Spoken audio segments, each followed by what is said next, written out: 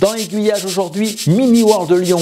Après le casting du mois de décembre qui a permis de sélectionner les maquettistes qui vont construire les premiers mondes de Mini World, eh bien, les travaux ont commencé au premier étage de l'usine Taz et vous le verrez, les premiers modules commencent à prendre forme. Souvenez-vous, c'était au Bats Club en décembre dernier.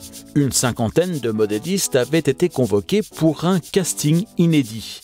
Il s'agissait de recruter les futurs constructeurs des mondes de Mini World Lyon. Parmi eux, une dizaine ont été sélectionnés et ont rejoint ou vont rejoindre prochainement les locaux de Vaux-en-Velin. Au moment où ce reportage est tourné, nous sommes en avril et le moins que l'on puisse dire, c'est que le trimestre qui s'est écoulé a été plutôt chargé. Suite au casting, après on a eu tout l'atelier à construire, donc, parce que c'était l'usine Taz, donc c'était une ruine. Et on a fait plus d'1 mois et demi de travaux, on a emménagé le 6 janvier. Donc, et on a commencé à travailler vraiment les modules. Donc à partir du, je crois le 23 janvier, on a attaqué le premier module. Ouais. Et le premier module qui sortira de terre, c'est la ville. Ce qu'il faut comprendre, c'est que la ville représente un tiers des mondes qu'on veut construire sur les 300 mètres carrés, mais elle représente plus de la moitié du travail, parce qu'il y a un car système très évolué, le car système c'est les voitures autonomes, et en fait c'est même largement plus compliqué que de faire tourner des trains ou de faire du décor, donc voilà. Et notre système est très élaboré, donc il y a beaucoup de circulation, des autoroutes, voilà, donc en plus des trains et du décor, donc voilà. La partie ville, un tiers des mondes, mais plus de 50% du travail. En cause, la conception du circuit routier, qui mobilise une bonne partie de l'équipe. C'est, on va dire, notre point recherche et développement. C'est là où on va faire le plus d'innovation. On souhaite avoir des véhicules plus évolués qui vont faire des ralentis, des démarrages progressifs. Et c'est là où on doit mettre au point carrément des cartes embarquées dans les véhicules, des nouveaux systèmes de rechargement, surtout un nouveau système de pilotage, de supervision. Donc là, il y a vraiment tout à refaire, tout à mettre au point. C'est le gros de la recherche.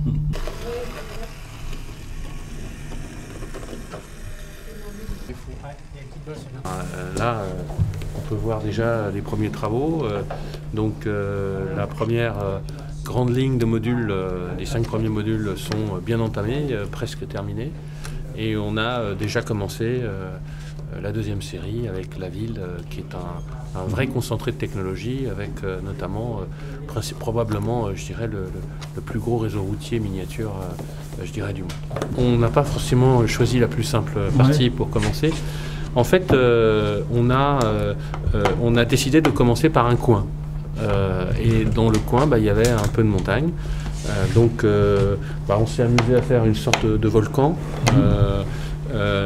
Et puis, je dirais, une zone un peu accidentée pour l'entrée de la ville, sachant que la ville va être sur un espace pratiquement plat, avec une petite montée très légère, mais en tout cas, l'entrée de la ville se fait par une sorte de col qui va permettre, je dirais, d'accéder à la gare, à la ville, etc.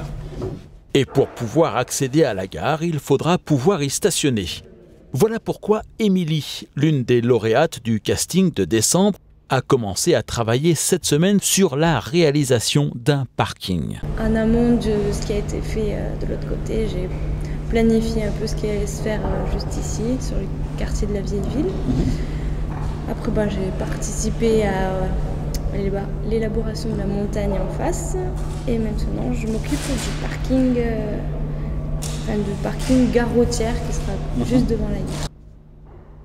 Sur le poste de travail juste à côté, on s'affaire à la mise en place de la future ville. Et comme il se doit en matière de travaux publics, tout commence par la préparation des infrastructures.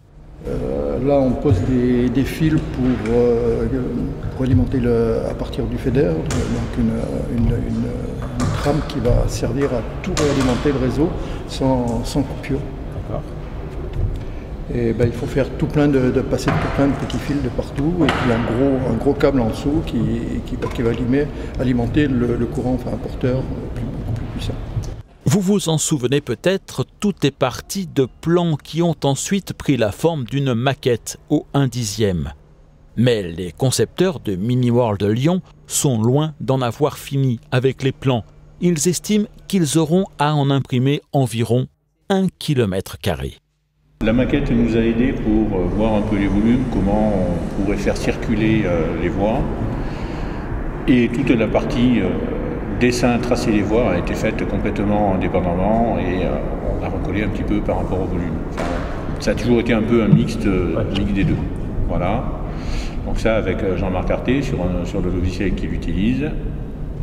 Et ces plans-là ont été repris sur un logiciel de CAO qui nous permettent de travailler peut-être avec plus de précision pour la sortie des plans.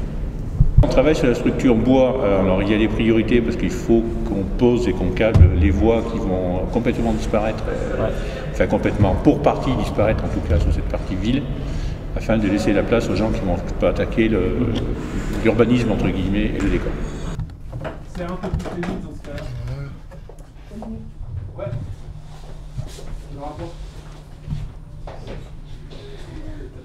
Atelier flocage ? Atelier flocage, c'est ça.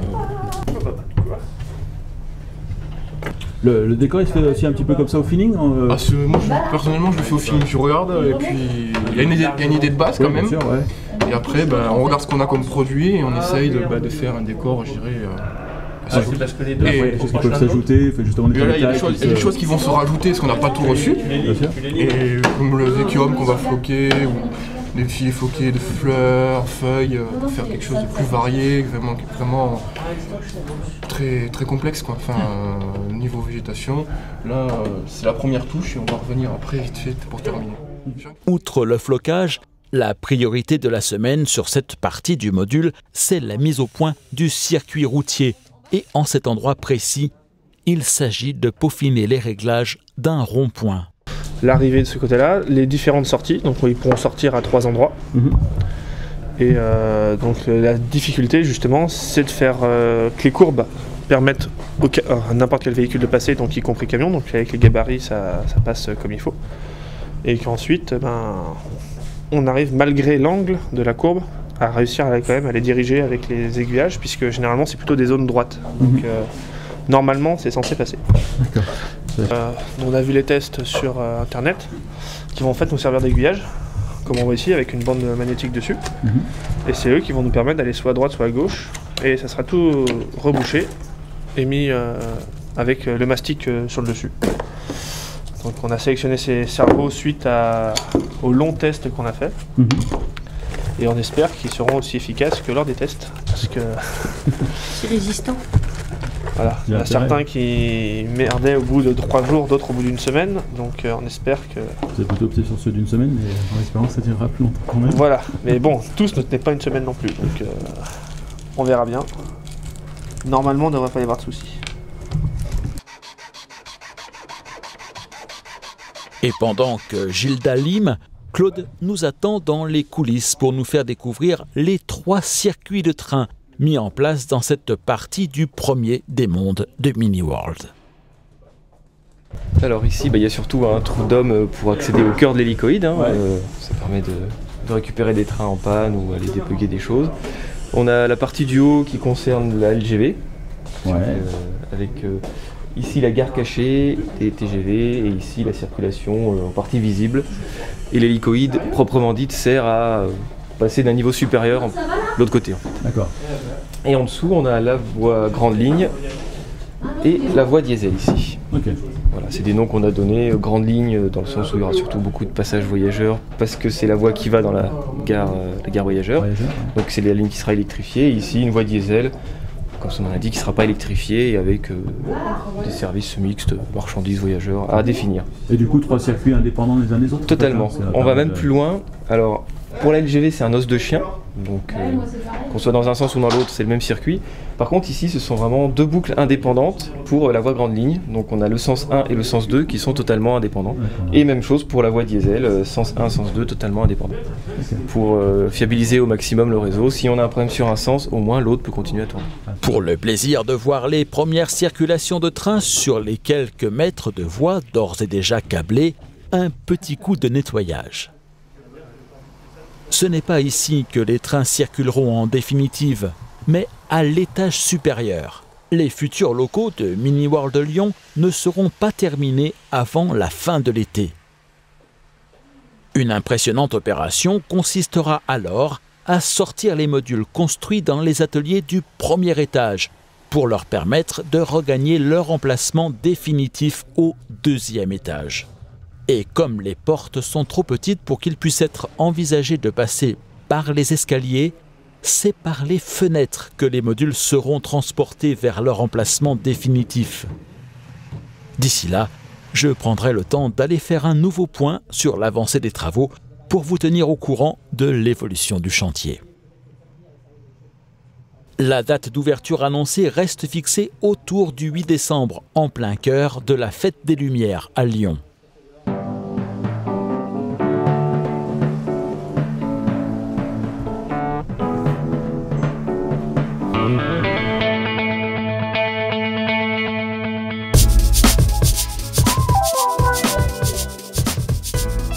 La semaine prochaine, dans Aiguillage, cap sur le sud-ouest de la France.